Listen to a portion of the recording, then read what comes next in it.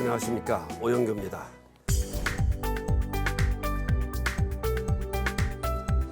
우리 한번 보십시오.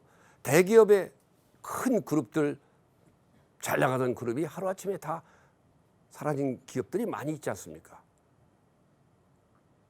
바로 80년대까지 있었던 국제그룹이라든지 또 2000년대에 와서 있었던 대우그룹의 붕괴라든지 이런 모든 것들은 그 그룹이 안고 있는 상황, 시장 상황에 대한 인식을 잘못했기 때문에 빠른 시간에 대처를 하지 못하고 거기에서 기업의 부도를 가져왔습니다. 마찬가지입니다. 만약에 그 그룹들이 초기에 지금까지 해왔던 방식이 또는 정부에서 지원자금을 받는 방식이 이제는 통할 수 없다 하는 인식을 가지고 있었다거나 지금 그룹의 자금의 흐름이 현실적으로 어려움이 있고 이것을 막기 위해서 빨리 지금 어떤 특단의 조치를 해야 된다는 것을 초기에 알았더라면 그런 기업들이 붕괴되지 않을 수 있었습니다. 그것이 뭐냐?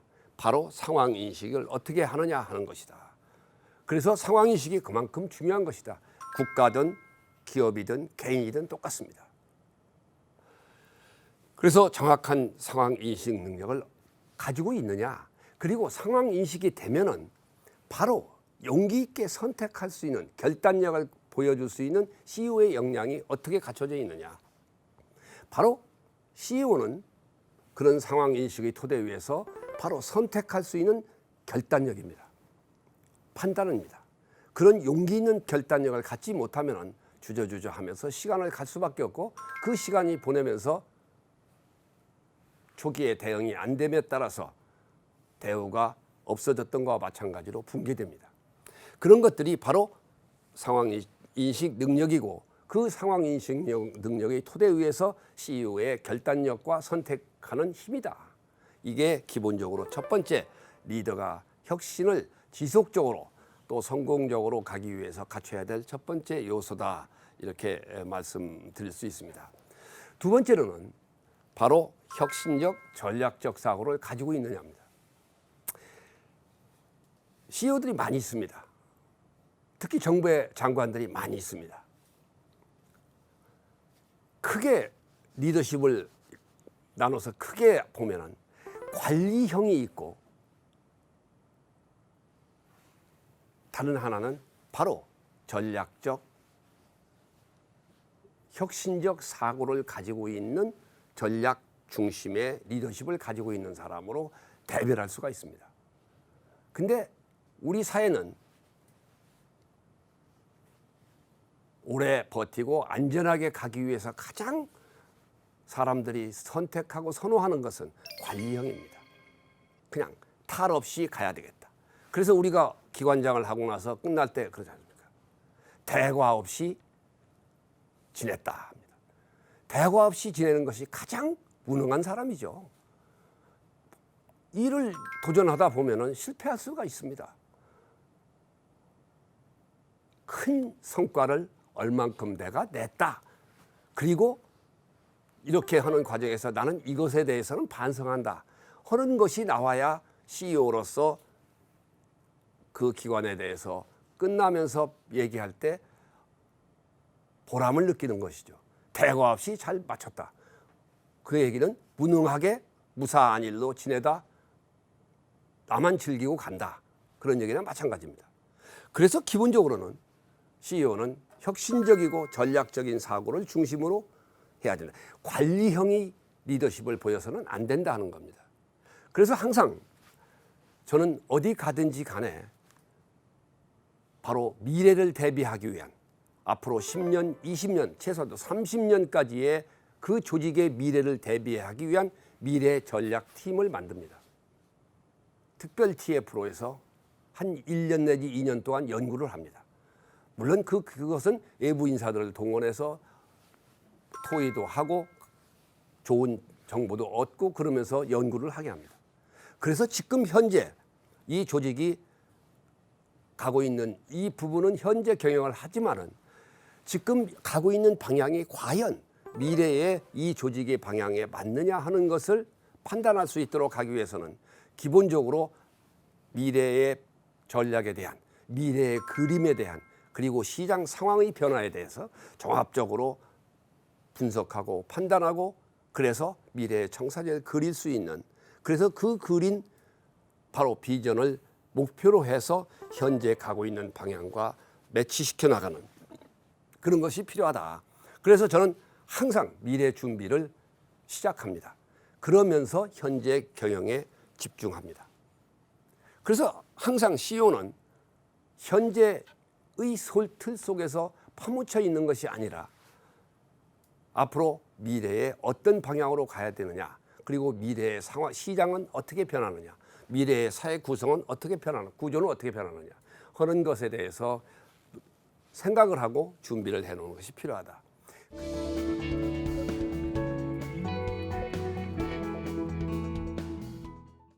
그리고 그런 미래를 준비한 방향에 따라서 우리가 잡아놓은 목표를 수정하고 또 필요한 경우에 목표를 보완하고, 그러면서 미래 그림의 비전에 맞는 방향으로 계속 보완해 나가는 것이 필요하다. 그게 바로 혁신적 전략적 사고의 미래를 준비하는 사고 중에 하나다, 이렇게 볼 수 있습니다.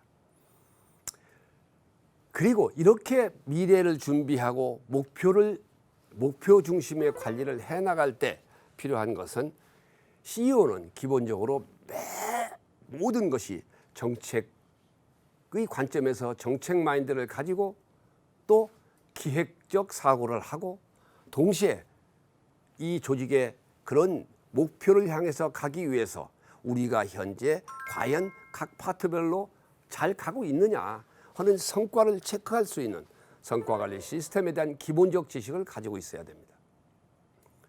성과평가 시스템을 장착했다 했을 경우에 그 성과평가가 어떻게 성과 지표가 구성되며 그 성과 지표를 설정하는데 어떤 식으로 목표 배분이 돼야 되며, 지금 성과 지표에 따라서 각 파트에서 일하고 있는 모든 구성원들의 활동들이 내가 또 우리 조직이 생각하고 있는 방향에 맞게 가고 있느냐를 상시 매일 점검하고 읽을 수 있는 능력이 있어야 됩니다.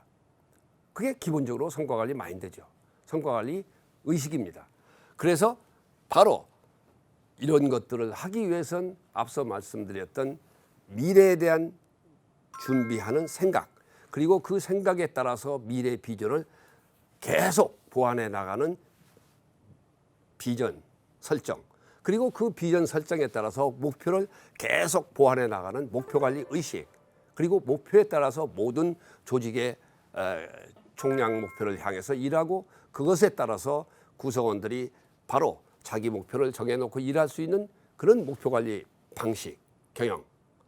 그 다음에 기본적으로는 이런 것들을 다 하기 위해서 정책 중심이고 또 기획 중심이고, 그 기획에 대해서 CEO가 항상 생각하고 현재 돌아가고 있는 일에 매몰되지 않고 바로 새로운 것을 찾고자 하는 기획력, 또 새로운 것을 찾고자 하는 정책 마인드, 그런 것을 중심으로 해서 다 무장이 되면서 모든 구성원이 모든 것에 대해서 CEO가 모든 구성원과 함께 성과관리에 대한 기본적 인식을 갖고 있어야 된다.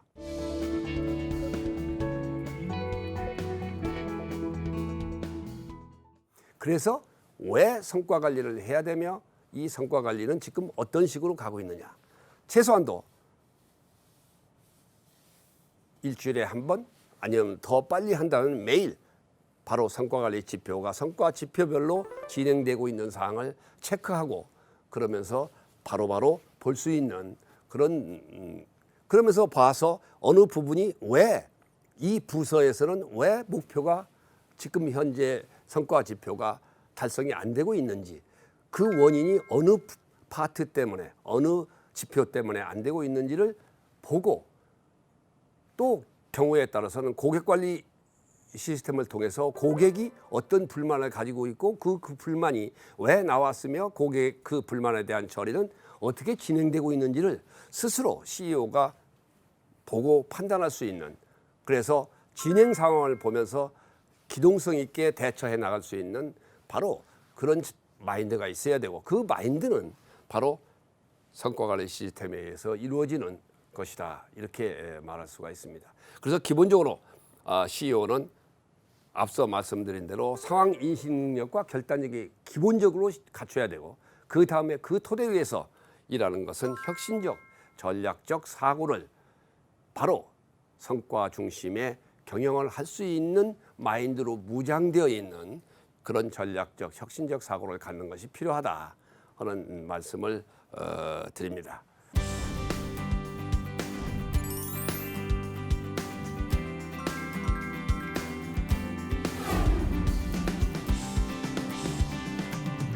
그 다음에 세 번째는 바로 경영 관리 능력과 커뮤니케이션 능력입니다. 바로 매니지먼트에 대한 기본적, 최소한도 갖춰야 될 기본적 요소를 CEO는 가져야 됩니다. 우리가 흔히 기관장을 뽑음에 있어서 전문가를 뽑아야 된다는데 매몰되는 경우가 많습니다. 장관을 뽑아야 되는데 그 분야의 최고의 전문가를 뽑아야 된다고 생각합니다. 그래서 농림수산부에 있다? 그러면 농업 전문가를 뽑으려고 합니다. 보건복지관계 부서에서는 바로 의사를 보건복지의 전문가라고 뽑으려고 합니다. 물론 그 전문 분야에 대해서 있으면서 CEO로서 경영관리를 잘 할 수 있으면 좋습니다. 그러나 CEO는, 장관은 그 조직 전체를 경영하는 겁니다. 잘 끌고 모든 구성원의 역량을 극대화하고 그 사람들이 바로 일을 잘하게 만들어주고 혁신적으로 일을 하게 만들어주는 경영자입니다. 그렇기 때문에 바로 어느 구체적인 특정 분야의 전문가보다는 그 일반적 지식을 갖추고 있으면서 그러한 지식에 대한 기본적 지식을 갖추고 있으면서 전체적으로 관리 능력이 있느냐를 봐줘야 됩니다. 그런데 대부분이 그런 관리 능력에 대한, 경영 관리 능력에 대한 기본적 체크가 되지를 않습니다. 장관을 뽑으면은 저는 최소한도 며칠 동안 경영에 대한 기본적 교육을 받아야 된다고 저는 봅니다. CEO로서 갖춰야 될 기본적 소양은 무엇이며 정책과 전략적 경영을 하기 위해서 어떤 식을 가져야 되며 혁신적 경영을 하기 위해서는 혁신에 대한 기본적 지식을 어떻게 갖춰야 되며 이러한 방식의 혁신을 위해서는 바로 CEO가, 장관이 갖춰야 될 기본적 요소가 뭐다. 그래서 그런 기본적 교육을 받고 그 토대 위에서 전문적 분야를 활용할 수 있어야 됩니다. 각 부서, 보건복지부, 다 보건과 복지에 관련된 또 의료에 관련된 파트가 다 있지 않습니까? 전문가가 다 있습니다. 구체적인 전문적 지식은 그 사람들이 가지고 있는 겁니다. 그러면 그 사람들이 만들어 놓은 정책을 이해하고 정책을 선택할 수 있는 힘을 갖추면 되는 겁니다. 그게 뭔가요? 전문가들이 만드는 선택을 이해하고 선택할 수 있는 능력, 그것이 기본적 정보의 지식이고 그 토대 위에서 그 조직 전체를 끌고 갈 수 있는, 경영할 수 있는 능력을 갖추면 그게 가장 적합한 기관장이다. 그게 가장 적합한 장관이다. 근데 우리는 종종 보면은 바로 그 어떤 분야의 자꾸 전문가만을 찾으려고 합니다. 그러다 보니까 그 조직 전체의 역량은 무시되고 그 구체적인 거기 분야에만 몰입되는 경우가 많이 있습니다. 그래서 장관은, 또 기관장은 모든 구성원의 역량을 하나로 모아서 그 힘을 가장 극대화할 수 있는 방향으로 그 조직을 끌고 가주는 능력, 그것이 바로 경영관리 능력이다. 경영 능력입니다.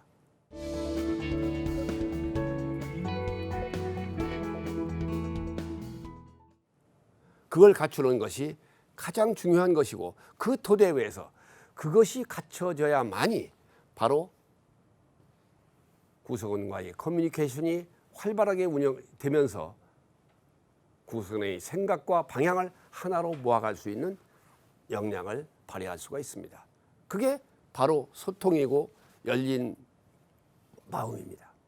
그런 소통과 열린 마음을 바로 가지고 끌고 가야 되고, 그렇게 가는 데 있어서 가장 중요한 것은 바로 CEO의 기본적 경영 능력, 자세, 마음가짐이고, 그것이 커뮤니케이션 능력이라고 볼 수 있습니다. 오늘은 여기까지 하겠습니다.